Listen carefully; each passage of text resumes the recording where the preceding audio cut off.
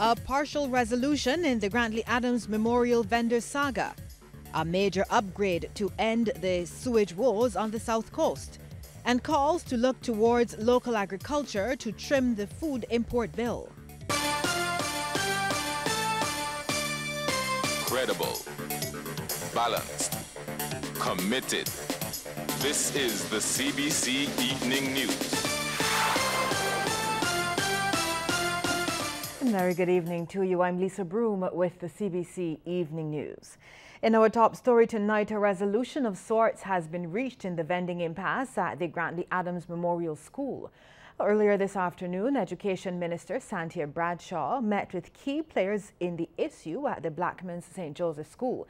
And it has been agreed that come Monday, the most senior of the 4 vendors will be allowed back on the school's premises to ply her trade. We've indicated that Miss B, who has been here for over 20 years, who is selling snacks, that she will be able to return onto the premises on Monday.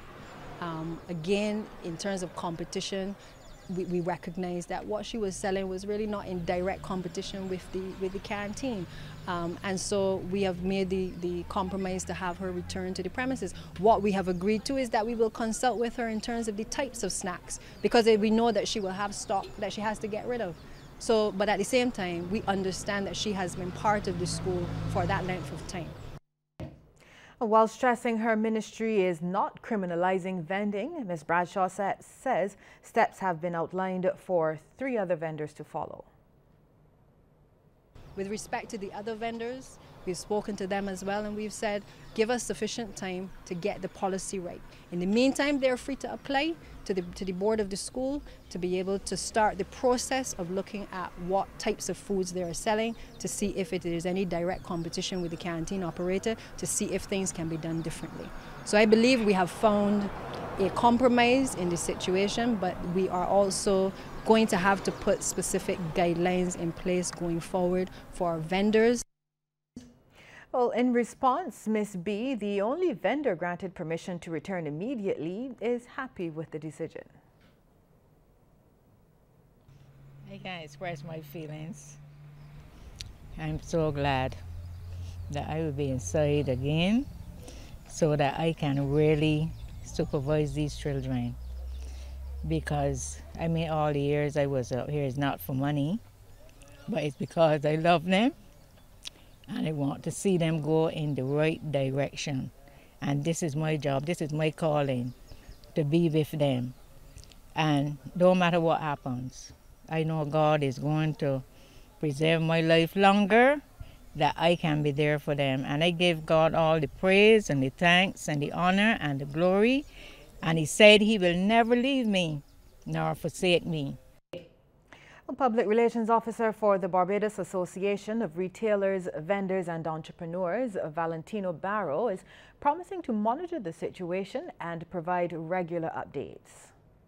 We will keep an eye on the situation. We'll also keep a close contact with the vendors that are interested at hand, and we will see how it unfolds.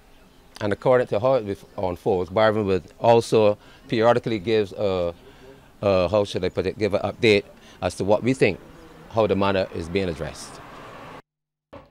A major system upgrade over the next year and a half could mean an end to the South Coast sewage woes.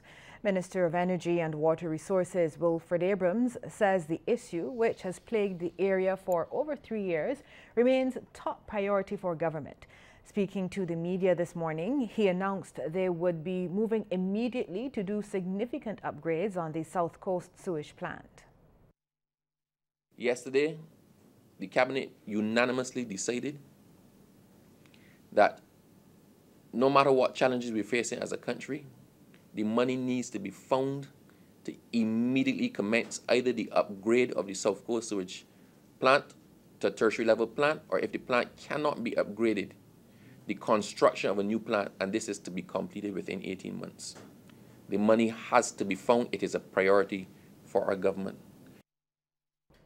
Well, Minister Abrams also disclosed that a new sewage outflow off Graham Hall will be constructed.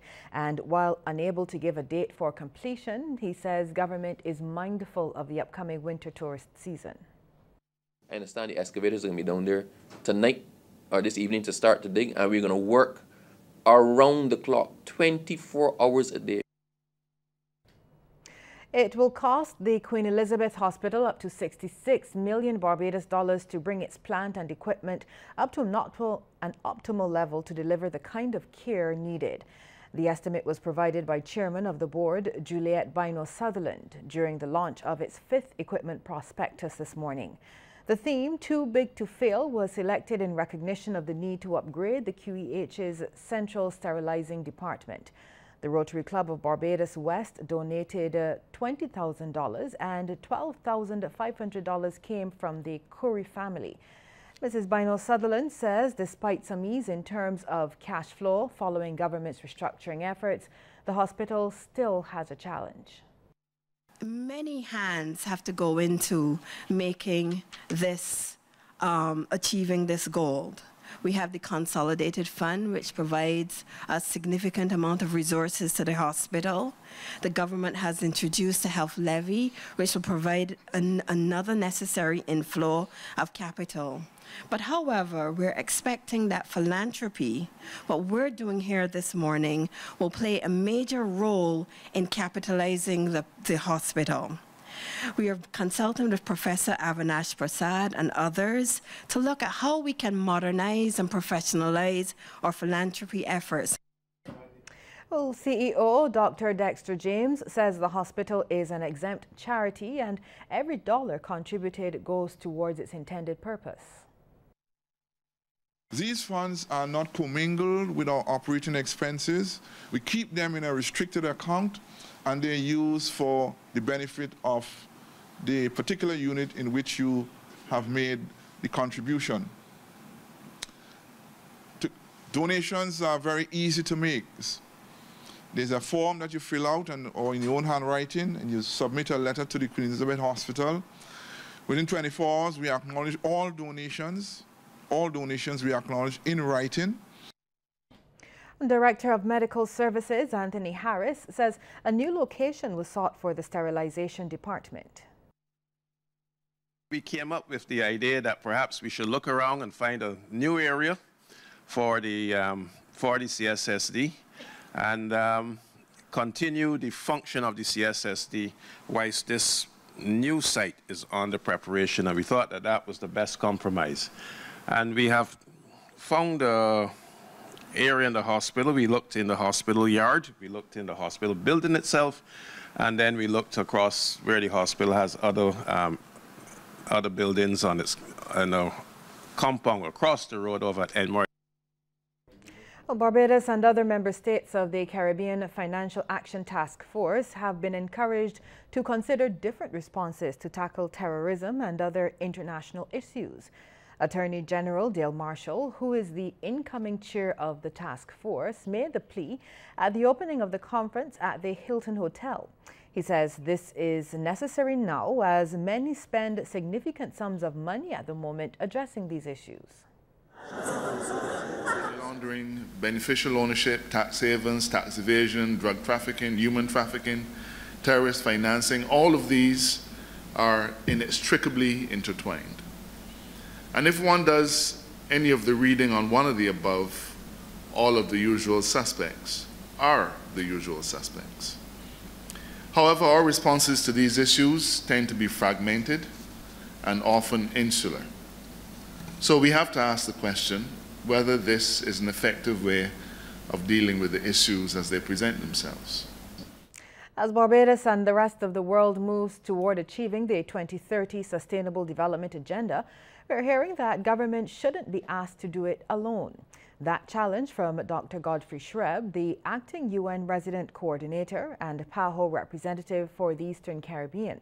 He was speaking at the launch of the Sustainable Development Goal Gallery, which is being housed at the National Museum and Historical Society. The gallery is expected to serve as an educational tool to teach people all about the Sustainable Development Goals. And there is also supposed to be a mobile version which will travel around the island. We need, as you've already heard, all hands on deck. So the objectives of this gallery is to increase visibility of the SDGs, to all the citizens of Barbados and the Eastern Caribbean. But most importantly, the school-age children, as they will be the ones who need to ensure that the 2030 goals are sustained and that any development achieved by 2030 is not lost through global or national decisions which affect people, prosperity, peace, partnership, and our planet. And the Prime Minister, Mia Amor-Motley, agrees, although she thinks the drive to achieving the 2030 development goals will take an even bigger effort. Now, she was unable to attend, but Minister of the Environment and National Beautification, Trevor Prescott, delivered a speech on her behalf. We recognize as well that in order for our efforts to bear the desired results, there must be a whole of society buy-in.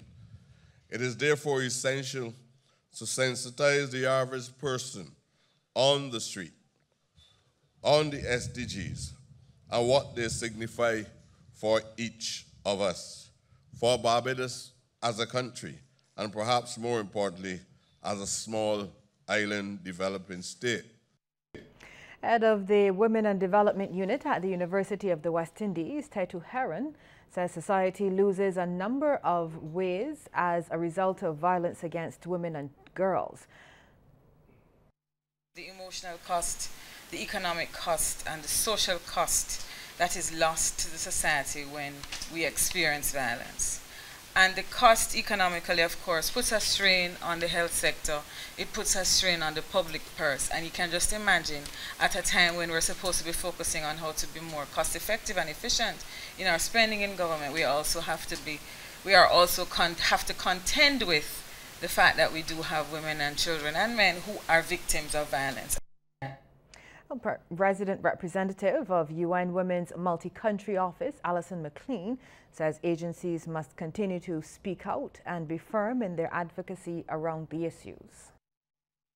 Even as we speak, the backlash and the pushback from our efforts is telling us that it is meaning something, because Jamaican people say, when you throw stone into pig pen, is the one that it lick. You will hear the most, right? So whilst we take the backlash and the pushback as maybe negative, it also means that we are moving in the right direction. And therefore, I think it tells us we need to continue to press forward. Well, there's a call for a bit more compassion as Barbados commemorates the 16 days of activism against gender-based violence.